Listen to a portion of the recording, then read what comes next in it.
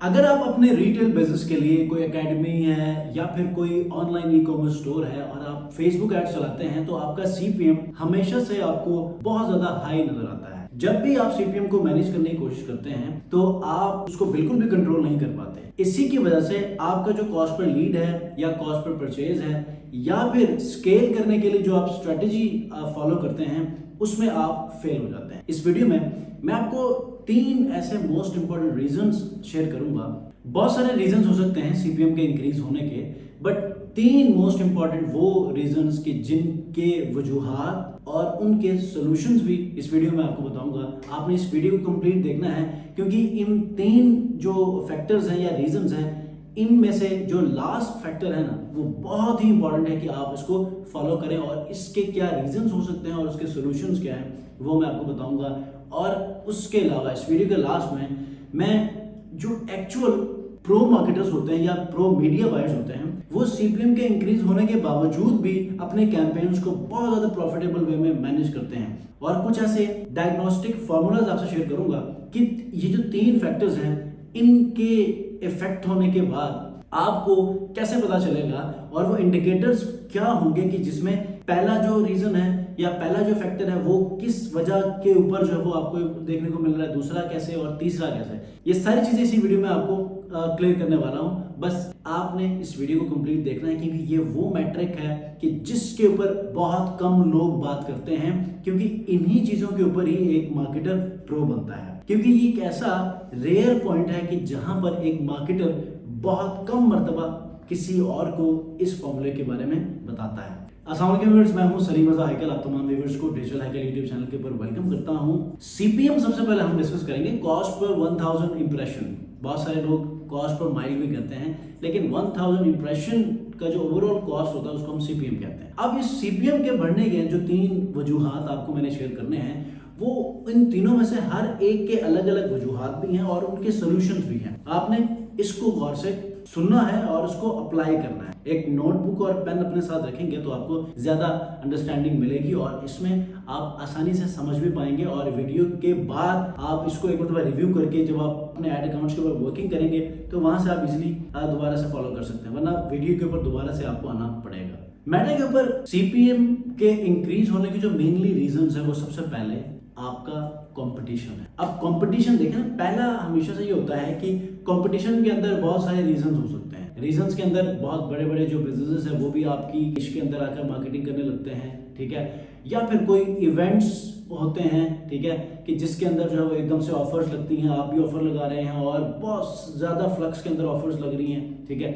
ये होती है डिमांड। लेकिन और भी बहुत सारे टेक्निकल, ये तो आप ओवरऑल ऑब्जर्वेशन के हिसाब से आप एक बात कर रहे हैं, कुछ टेक्निकल पॉइंट्स भी कंपटीशन के अंदर होते हैं, वो भी हम डिस्कस करेंगे। जो दूसरा पॉइंट होता है वो ये है कि ऑडियंस इश्यूज। ऑडियंस के अंदर बहुत सारे इश्यूज होते हैं, इसके ऊपर भी हम डिस्कस करेंगे। तीसरा जो पॉइंट है वो ये है कि एड क्वालिटी के इनसाइट्स हम इस चीज के ऊपर बहुत कम सोचते हैं।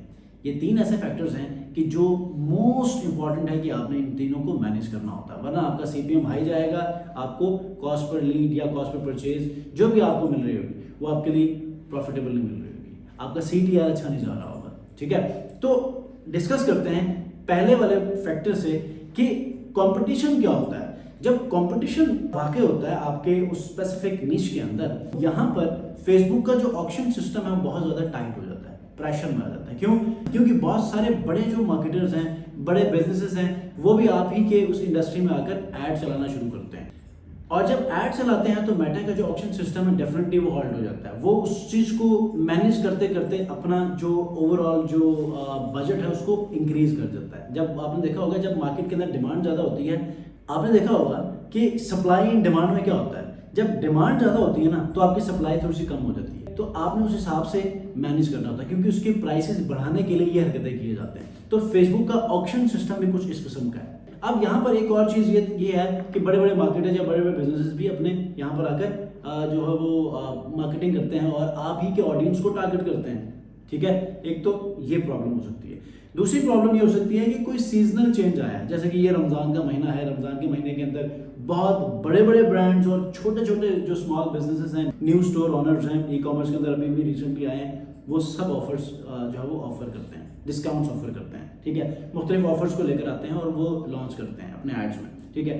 इसकी वजह से भी ये प्रॉब्लम आ सकती है। आपके मार्केट में जब बड़े ब्रांड्स आते हैं ना, तो यहाँ पर आपका सीपीएम ऑटोमेटिकली बढ़ जाता है। अब बहुत सारे जो एक्सपर्ट्स हैं ना, वो तो आपको ये कहेंगे कि यार चूंकि मार्केट के अंदर ना जो कंपेटिटर्स हैं वो भी अपने जो एड्स हैं वो चला रहे हैं, आपके ऑडियंस को टारगेट कर रहे हैं, तो आपको अपना बजट बढ़ा लेना चाहिए। ये एक फैक्टर हो सकता है, लेकिन मैं आपको कुछ और फैक्टर्स दूंगा कि जिसकी वजह से आपको यहाँ पर हेल्प मिलेगी कि आप कंपटीशन के ज़्यादा होने के बावजूद भी आप इसको किसी हद तक मैनेज कर सकते हैं। इसमें सबसे पहला जो पॉइंट है वो ये है कि आप अपने ऑडियंस को ब्रॉड रखें। ज़्यादा आप हाइपर नैरो टारगेटिंग करेंगे तो यहाँ पर आपके लिए प्रॉब्लम हो सकती है। ठीक है, तो आपने क्या करना है, ब्रॉड टारगेटिंग करनी है। दूसरा ये है कि आपने अपने जो प्लेसमेंट है उसको आपने थोड़ा सा AI बेस्ड रखना है, एडवांटेज प्लस के ऊपर रखना है, ताकि मैक्सिमम डिस्ट्रीब्यूशन हो और वहां पर आपके कन्वर्जन के चांसेस बढ़ जाए। जो तीसरा पॉइंट है वो ये बहुत ज्यादा इंपॉर्टेंट, एंड्रोमेडा के आने के बाद ना आपने अपने क्रिएटिव्स को फ्रेश रखना है। एवरी वीक आपने कोशिश ये करना है कि नए से नए डाइवर्सिफाइड क्रिएटिव्स को लेकर आएं और उनको अपने कैंपेन्स में इस्तेमाल करें। बेशक वो कोई इन्फ्लुएंसर वीडियोस हो, ठीक है, कोई टेस्टिमोनियल हो, कोई सोशल प्रूफ्स के ऊपर हो, रिव्यूज हो, कुछ भी हो, मतलब आपने अपने अथॉरिटी को मेंटेन करने के लिए, अपने बिजनेस को फॉरवर्ड करने के लिए आपने अच्छे अच्छे क्रिएटिव्स का इस्तेमाल करना है। और फोर्थ पॉइंट ये है कि आपने अपने बजट को ग्रेजुअली इंक्रीज करना है, 20% 30% इंक्रीज करते जाना है एज पर योर परफॉर्मेंस, कि जिसमें आपको लगता है कि ऑर्डर्स आ रहे हैं तो आपने उसको बढ़ाना है। ये वो पॉइंट है कि जहां पर आप अपने कंपटीशन को सबसे पहले आइडेंटिफाई कर सकते हैं कि क्या प्रॉब्लम है, उसके बाद इन 4 पॉइंट्स को फॉलो करके इसको आप काफी हद तक मैनेज कर सकते हैं। दूसरा है ऑडियंस इश्यूज। अब ऑडियंस इश्यूज में मैंने आपको शुरू में इंट्रोडक्शन में बताया था कि ऑडियंस की जब सैचुरेशन होती है ना, तो यहां पर भी आपका सबसे बड़ा मसला होता है कि सीपीएम बढ़े। अब बड़े बड़े ब्रांड जब आप ही के ऑडियंस को आकर टारगेट करना शुरू कर देते हैं और आप भी उसी ऑडियंस को टारगेट करते हैं, तो उनका तो ब्रांड बहुत ही बड़ा है, बड़े लेवल के ऊपर। आप अगर 2000 या 1000 के ऊपर पर डे की स्पेंडिंग करते हैं, तो वो डेली बेसिस के ऊपर 10-20 हज़ार, 50 हज़ार, 1-1 लाख तक वो ब्रांड्स आपके ऑडियंस को टारगेट करते हैं, अपने ऑफर्स को चलाते हैं, अपने कैंपेन्स को चलाते हैं। तो आपने क्या करना है, ऑडियंस में बहुत ज्यादा रिसर्च से काम लेना है।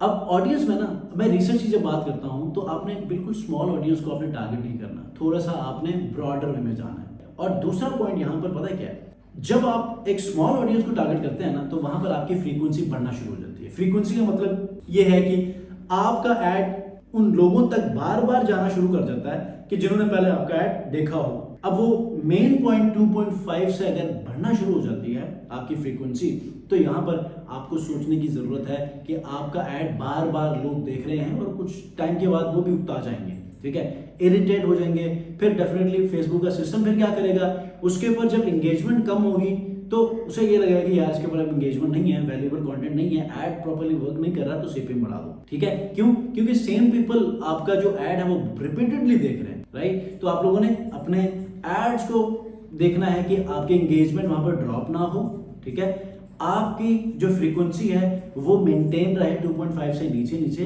अब ये कैसे होगा, जब आप एक अच्छे खासे ऑडियंस है उसको आप टारगेट करें और अपने क्रिएटिव्स को रिफ्रेश करें। अच्छा, अब बहुत सारे लोग ये कहते हैं कि क्रिएटिव्स को रिफ्रेश करना जो है वो ऑडियंस के बराबर हो सकता है। देखिए, ऑडियंस अलग है, क्रिएटिव्स अलग है।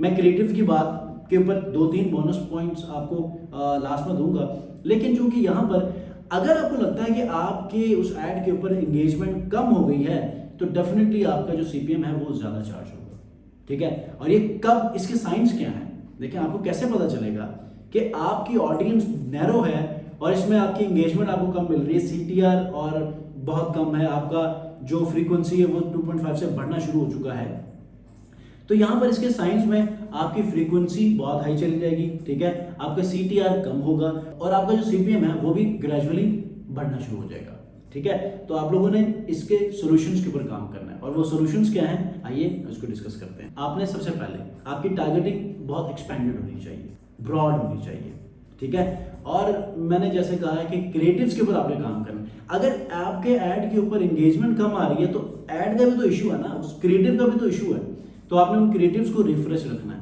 ठीक है। एज पर एंड्रोमेडा अपडेट आपने उनको डाइवर्सिफाइड रखना है, हर क्रिएटिव एक दूसरे से बिल्कुल यूनिक हो, थोड़ी सी भी चीजें वहां मिलती हो तो वो फेसबुक उसको इग्नोर कर देगा, ठीक है। और एक और इम्पॉर्टेंट चीज, ये बहुत सारे लोग इग्नोर करते हैं, आपके जो पास्ट परचेजर्स हैं ना, जो कन्वर्जन जो पहले आपको मिली है, उनको आपने एक्सक्लूड करना है ताकि नए से नए लोग आपके ऐड को देखें और यहाँ पर आपको कन्वर्जन के चांसेस ज्यादा होंगे। कोई रीटारगेटिंग कर रहे हैं तो आप पिछले जो ऑडियंस, आपके जो कस्टमर्स हैं जिन्होंने आपसे खरीदी ये चीजें हैं, उनको आप रखें, अदरवाइज आप उनको एक्सक्लूड कर दिया करें। ये 2 पॉइंट आपने मैनेज करने हैं। तीसरा पॉइंट बहुत ही इंपॉर्टेंट है, अगर इस पॉइंट तक इस वीडियो को लाइक नहीं किया तो लाइक कर लीजिएगा, क्योंकि तीसरा पॉइंट बहुत ही इंपॉर्टेंट और वो है आपका एड क्वालिटी। बहुत सारे लोग कहते हैं कि सर हमारी एड क्वालिटी बेहतर नहीं होती, हम बहुत सारे सजेशंस को, फेसबुक के रिकमेंडेशन को फॉलो करते हैं, फिर भी हमारी जो एड की क्वालिटी है वो बहुत ज़्यादा कम है, उनमें हम चेंजेस भी करते हैं, उनमें फिर भी हमें पुअर एंगेजमेंट देखने को मिलती है। जब भी एड की क्वालिटी की बात करें ना, तो मेटा कुछ चीज़ों को हमेशा रिवॉर्ड देता है। वो क्या है? नंबर 1, आपके ऐड के ऊपर अगर अच्छे क्लिक्स आ रहे हैं तो मेटा का सिस्टम उसको हमेशा पुश फॉरवर्ड करता है, ठीक है।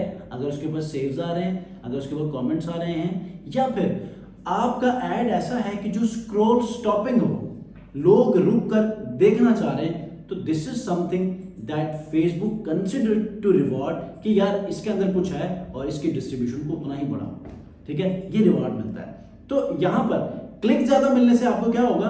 CTR बढ़ेगा, ठीक है। आपको सेविंग्स, कमेंट्स और इन तमाम चीजों की वजह से आपका जो थ्रू प्लेज है उनकी परसेंटेज बढ़ेगी, राइट। और यहां पर आपका जो नेगेटिव फीडबैक है ना, ये जो है वो आपका कम होगा, ठीक है। जब इन तमाम चीजों की जो इंडिकेशंस हैं, सिग्नल्स हैं, ग्रीन में चला जाता है, फॉर एग्जांपल CTR आपका बढ़ जाता है, आपकी नेगेटिव जो परसेप्शन है इस ऐड की वजह से वो बिल्कुल ही कम होकर अच्छा लोग फील करने लगते हैं और रुक कर आपके ऐड को देखते हैं, तो यहाँ पर आपका CPM भी क्या होगा? मैनेज होगा और आप इजीली अपने चीज़ों को क्या करेंगे?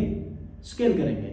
तो अगर यहाँ पर इन तमाम चीज़ों को कंट्रोल आप ना रख पाए, CTR आपका कम जा रहा है, आपकी फ्रीक्वेंसी बढ़ रही है, आपके ऐड के ऊपर लोग कम स्टे कर रहे हैं, तो इसका मतलब CPM बढ़ेगा और ये लगेगा फेसबुक को कि इसके अंदर कोई वैल्यूएबल चीज नहीं है। ऐड क्वालिटी को बेहतर बनाने के लिए ये इश्यूज तो हमने डिस्कस कर दिए, लेकिन सॉल्यूशंस क्या है? सॉल्यूशन ये है कि आपने अपने ऐड का जो हुक है ना, 3 सेकंड्स का जो हुक है उसको आपने बहुत ही अच्छा रखना है। सोचें कि आपके उस स्पेसिफिक प्रोडक्ट या उस निश के अंदर हुक क्या हो सकता है।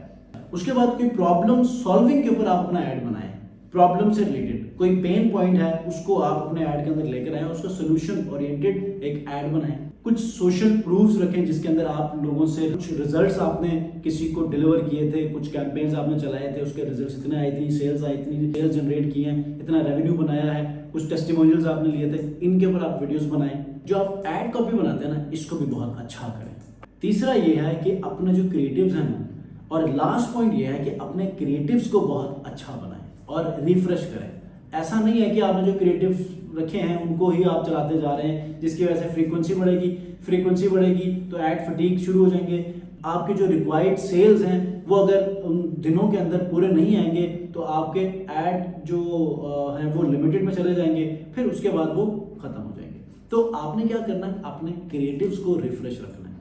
अच्छा, अब मैं आपको बताने वाला हूं कि ये जो 3 चीजें हमने डिस्कस की है ना, एक तो कंपटीशन, ऑडियंस इश्यूज और ऐड क्वालिटी, इनमें हमें कैसे पता चलेगा कि कुछ हमें हमारे जो मैट्रिक्स हैं उनसे हमें कैसे पता चलेगा कि ये ऑडियंस का इशू है, ये कंपटीशन का इशू है, ये जो है वो हमारे ऐड क्वालिटी का इशू है। तो इसमें मैंने आपको एक डायग्नोस्टिक फॉर्मूला देना है। वो ये है कि अगर आपको लगता है कि आपके उस कैंपेन के अंदर CPM हाई है और आपका जो CTR है वो लो है, तो आप ये समझ लें कि क्रिएटिव का मसला है, ठीक है। CPM बढ़ रहा है और CTR कम हो रहा है, तो आपका क्रिएटिव का मसला है। आपका CPM हाई है और आपकी फ्रीक्वेंसी भी हाई जा रही है, तो आपके ऑडियंस का इशू है। मतलब फ्रीक्वेंसी बार बार लोग देख रहे हैं, तो वो ऑडियंस का मसला जो कि बार बार उन ऑडियंस तक जा रहा है, ठीक है।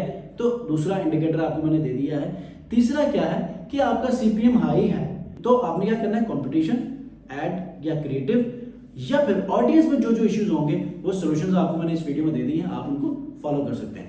कोई सवाल है आप मुझे कमेंट में जरूर पूछ सकते हैं। ऐसे ही अमेजिंग वीडियो हासिल करने के लिए सबसे पहले चैनल को सब्सक्राइब करके इस वीडियो को जरूर लाइक कीजिएगा। नेक्स्ट वीडियो मिलते हैं, अपना बहुत ख्याल।